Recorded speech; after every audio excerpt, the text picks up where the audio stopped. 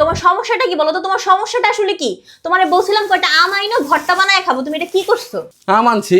ফকিন্নির মতো দুইটা আম কেন আনছো? বাজারে কি আর আম ছিল না? তুমি কি জানো বর্তমানে আমের কেজি কত? সেইটা জানা কি আমার খুব বেশি দরকার?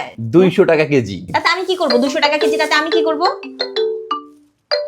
এই ভাবিটাও না আর ফোন দেওয়ার সময় পায় না। হ্যালো। হ্যালো ভাবি, ভাবি আপনার হাজবেন্ডের নাম্বারটা একটু দেওয়া যাবে?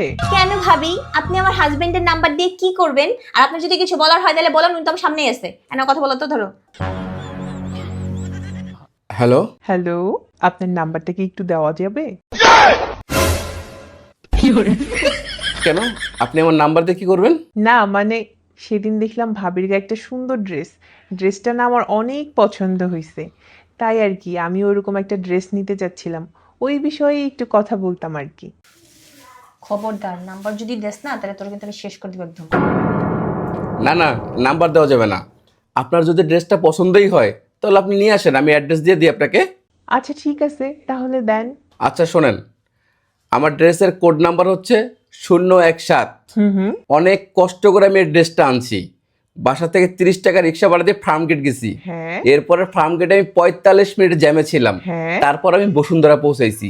বসুন্ধরা 4 তলায় ডি ব্লকে 103 নম্বর দোকান থেকে আমি ড্রেসটা নিছি। আপনি ওইখান থেকে আনতে পারেন। আচ্ছা, আশা করি আপনি বুঝতে পারছেন। বুঝতে পেরেছি, ঠিক আছে, থ্যাংক ইউ। এইসব মহিলাদের না খায় কোনো কাজ নাই, বুঝছো? শুধু পুরুষ মানুষের নাম্বার কেমনে নেবে এই ধান্দা করে। একদম। কাজ থাকলে কি এরগুলো করতো? আমি একটা ড্রেস কিনছি, সেটাও তার কেনা লাগবে? সে অন্য কিছু কিনতে পারে না? ফালতু একটা মহিলা।